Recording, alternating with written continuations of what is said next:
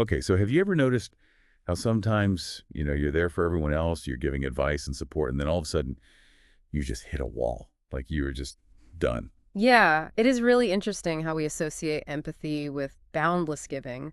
But like even the most compassionate people out there, even we have limits. Yeah, exactly. And I think that's kind of what empathy burnout is all about, right? Yeah. That feeling of being emotionally drained and depleted.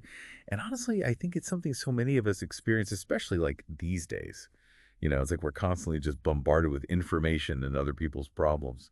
And it's not just a feeling, though. Research shows that this is like a real phenomenon, like empathy burnout with measurable psychological and physiological effects. And for this deep dive, we have a really great resource to help us understand it better.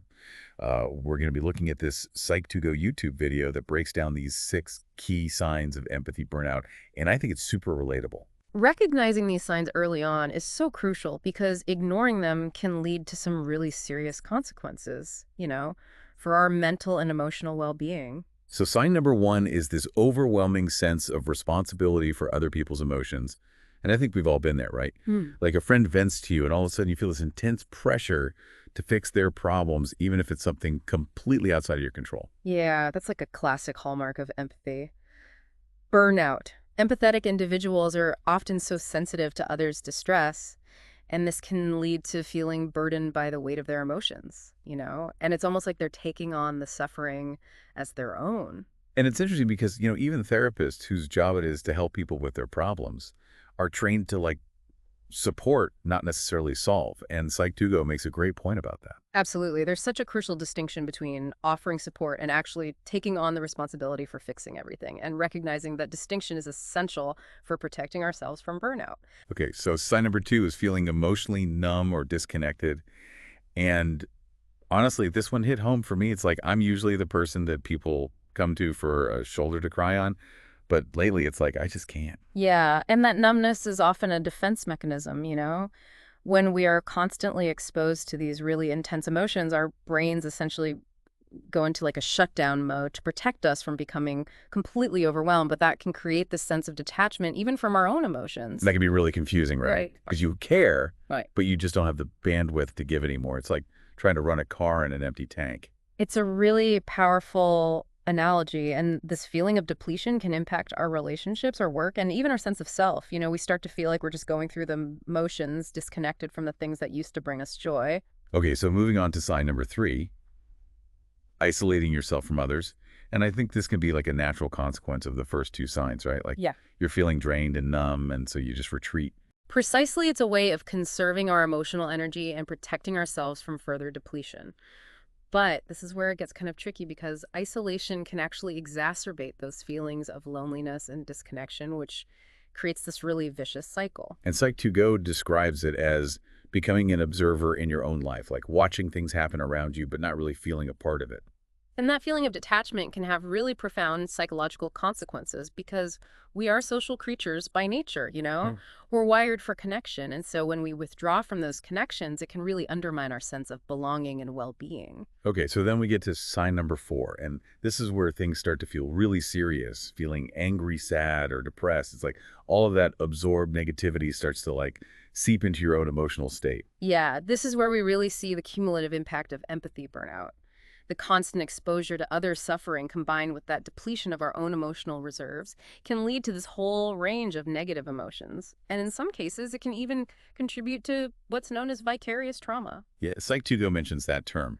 Can you explain what vicarious trauma is exactly? Yeah, so imagine being a first responder, a therapist, or a social worker, anyone who's constantly exposed to like these really traumatic stories and experiences. And over time, that repeated exposure to other suffering can actually cause changes in the brain similar to those experienced by individuals who have gone through the trauma themselves directly. Wow, so it's like their pain literally becomes a part of you. In a sense, yes, our brains are wired for empathy, and when we are deeply connected to others, their experiences can have a really profound impact on us. And this is particularly true for those who are highly empathetic and those who work in these caring professions. It makes you think about the long-term effects on healthcare workers after the pandemic or teachers who deal with so much emotional turmoil in their classrooms every single day. Exactly. And recognizing the potential for vicarious trauma is so crucial for protecting the well-being of anyone who's regularly exposed to other suffering. Okay, on to sign number 5. And this one is a struggle for so many people. Difficulty sleeping or constant racing thoughts. It's like your mind just won't shut off even when you are exhausted. It's like the empathy working overtime, even when we are trying to rest. You've been absorbing all of these emotions, worries, and problems throughout the day, so it's no wonder that your brain is still processing it all, even at night. And Psych2Go points out that it's not just like personal worries. It can also be global issues like climate change or political unrest. It's like the weight of the world is keeping you up at night. That's a great point. Empathy doesn't have boundaries. We can feel the pain and suffering of people we've never even met, especially with this constant influx of news and social media. And I think this leads perfectly into the final sign, number 6, the inability to concentrate or be productive. It's like your brain is just fried. Yeah, it's a culmination of all the other signs, the emotional exhaustion, the mental fatigue, the lack of sleep. It all just adds up to this feeling of being completely depleted. And Psych2Go uses the analogy of a brain running on low battery, and I Yeah, think right. that really captures it.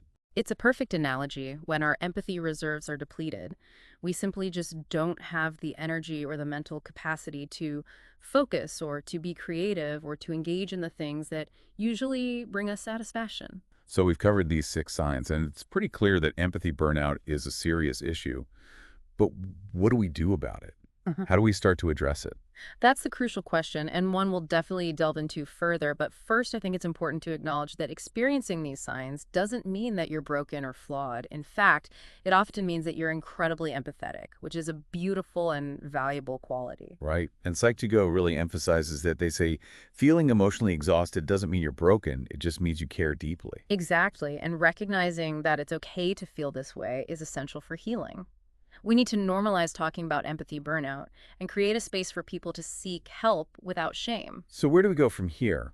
What are some practical steps we can take to address empathy burnout and reclaim our emotional well-being? That's what we'll explore as we continue this deep dive. Okay, so we've established that empathy burnout is real, and a lot of us experience it, but just recognizing it is only the first step. Like, what can we actually do about it? Well, Psych2Go offers a few strategies recommended by experts.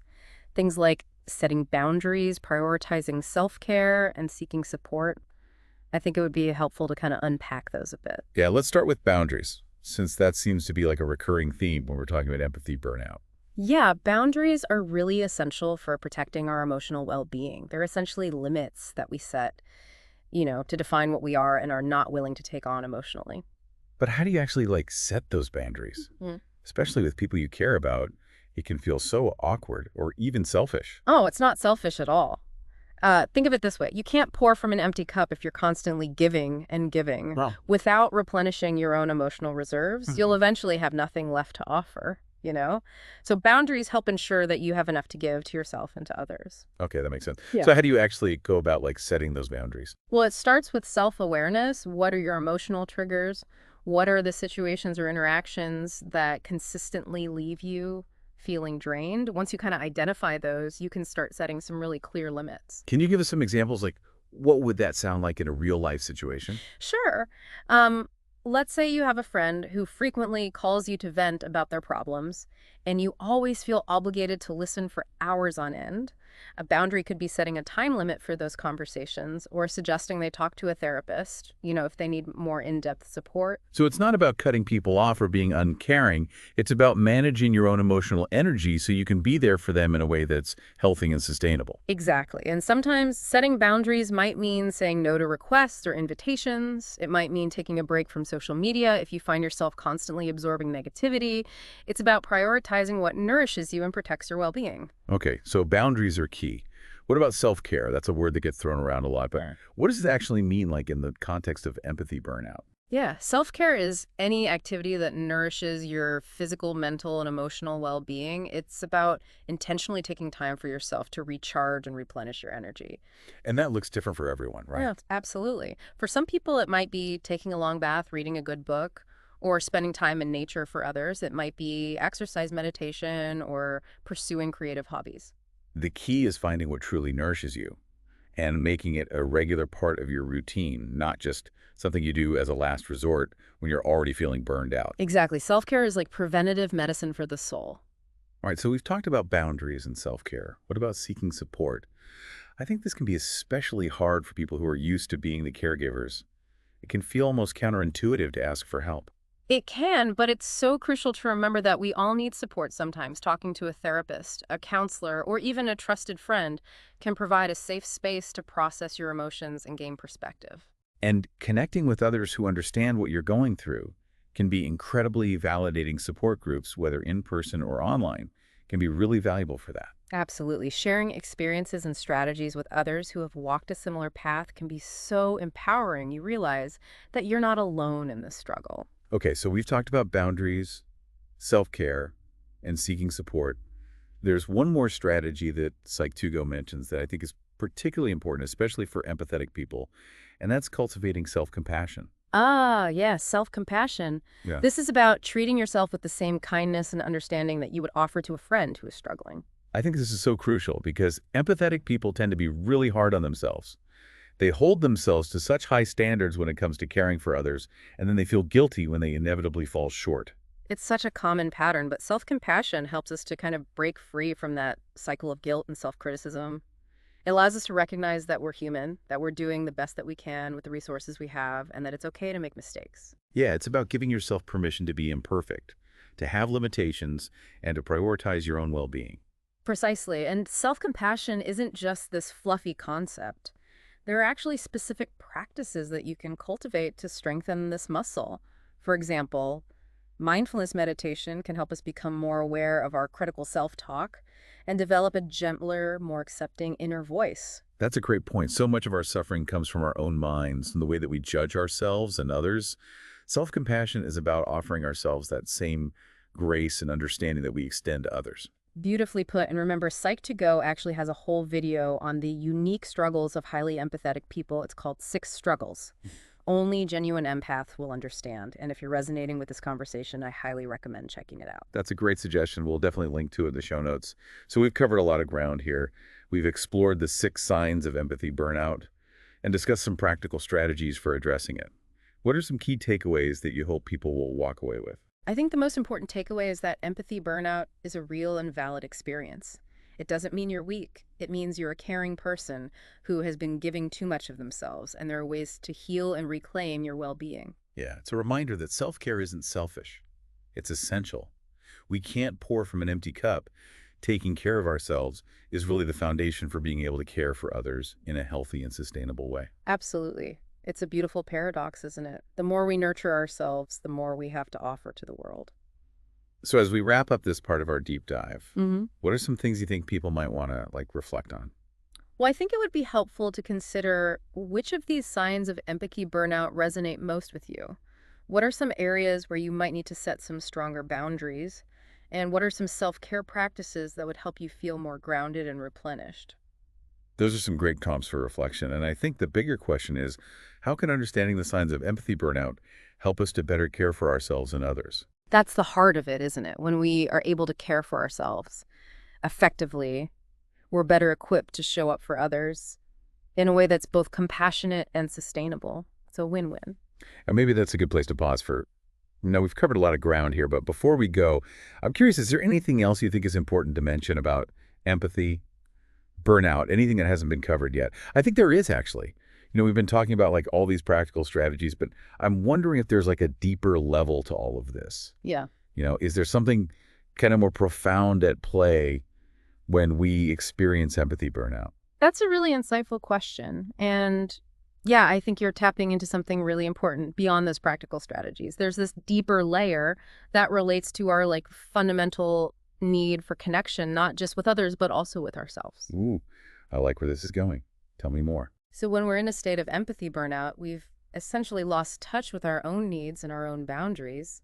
We're so focused on giving to others that we neglect our own well-being, and this can create a sense of emptiness and disconnection, not only from ourselves, but also from the world around us. That makes so much sense. It's like we're trying to pour from an empty cup. As you said earlier, we can't truly connect with others if we're not even connected to ourselves. Exactly. And that's where this idea of self-compassion becomes even more crucial. It's about recognizing that we're worthy of care and attention just as much as anyone else. So it's not just about bubble baths and face masks. It's about cultivating a deeper sense of self-love and acceptance. Precisely, and that can involve practices like mindfulness meditation journaling or even simply spending time in nature, Mhm. allowing ourselves to just be, it's about nurturing that inner wellspring of peace and wholeness.